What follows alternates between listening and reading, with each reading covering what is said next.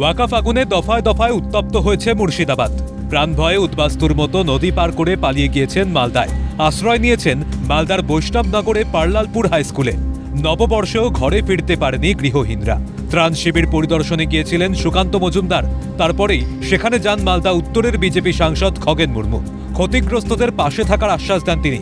সাংসদের সাথে গিয়েছিলেন বিজেপির আইনজীবী সেলের প্রতিনিধি দল। সাথে কথা বলার পর আমাদের তার জন্য যা যা ব্যবস্থা গ্রহণ করার আমরা নিশ্চিতভাবে আমরা এই ব্যাপারগুলো তো দেখব।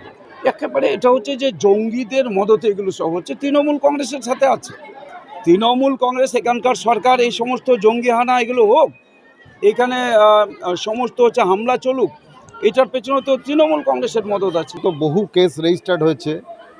কেস রেজিস্টার্ড হওয়ার পর এখন পর্যন্ত কিন্তু প্রশাসনের তরফ থেকে যে এই অভিযোগটা করেছিল যে জলের সঙ্গে বিষ মিশিয়ে দেওয়া হয়েছে, এরম কোনো ফরেনসিক এক্সপার্টকে দিয়ে সেই জল নিয়ে গিয়ে পরীক্ষা করে দেখা যে জলের সাথে সত্যিই বিষ মেশানো হয়েছে কিনা, এরম কোনো উদ্যোগ প্রশাসনের তরফে নাই।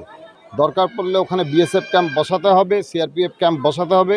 যতদিন না তাদের মনে আস্থা ফিরছে, সেই আস্থা না ফেরা পর্যন্ত তাদের এই পরিষেবাটা দিতে হবে। কি বলবেন এমপিকে?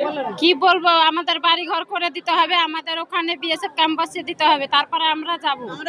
আমাদেরকে নিয়ে যাবে, তারপরে আশ্রয় দিবে, তারপরে আমরা যাব। আমাদের তো কিছুই নাই, সব বাড়ি ঘর পুড়িয়ে ছাড়খাড় করে দিয়েছে। আমরা কোথায় যেয়ে থাকবো আর কোথায় যেয়ে রান্না করব? এদিকে মালদার বৈষ্ণবনগরে পার্লালপুর হাই স্কুলে ত্রাণ শিবিরে যান মালদা দক্ষিণের কংগ্রেস সাংসদ ঈশা খান চৌধুরী। সেখানে তাকে গো ব্যাক স্লোগান দেওয়া হয়, ফলে ফিরে যেতে হয় তাকে। এর পিছনে বিজেপি রয়েছে বলে দাবি কংগ্রেস সাংসদের। আমার একদম বৃদ্ধ বাবা মাকে নিয়ে দৌড়ে পালিয়ে আসানো, আমাদের এগুলো আমাদের এখন আতঙ্ক আমাদের ভিতর থেকে শেষ হয় না। আমরা এর চেয়ে বেশি বলতে পারছি না। আমরা এখন আতঙ্কের মধ্যে আছি, আর আমরা ঈশা খানকেও চাই না। দেখুন, বিদ্রোহের মানুষ যারা বুলিয়ানের মানুষ তারা তো বলছে না তাদের কথা, তারা ভিতরে বসে আছে। যারা বাইরে আছে তারা কে আছে অ্যাকচুয়ালি আমি জানি না। তারা বিজেপি হতে পারে, আমার বলা উচিত তারা বিজেপি, আমি জানি না তারা কে। পাল্টা ঈশা খানকে কটাক্ষ বিজেপির। ঠিকই বলেছেন, মানুষ বিপদে যদি না থাকেন, মানুষ যদি তার দুঃসময় যদি না থাকেন, তা মানুষ কেন ওনাকে দেখবেন? সঠিক কাজ করেছেন মানুষ তার দিক দিয়ে। নববর্ষেও ফিরতে পারেননি বাড়ি, কবে ফিরবেন তারও কোনো ঠিক নেই।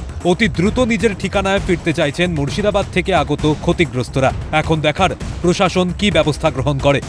দক্ষিণের সাংসদ ঈশা খান চৌধুরী কংগ্রেস সাংসদ, এবং তাকে গো ব্যাক স্লোগান শুনতে হয়। কার্যত গো ব্যাক স্লোগান শুনে তিনি এখান থেকে চলে যান, এবং ঈশা খান অভিযোগ করেছেন বিজেপির প্রত্যক্ষ মদতেই এই গো ব্যাক স্লোগান দেওয়া হয়েছে। মালদা থেকে ক্যামেরা উদয় মণ্ডলের সাথে সমক লাইরি, ক্যালকাটা নিউজ।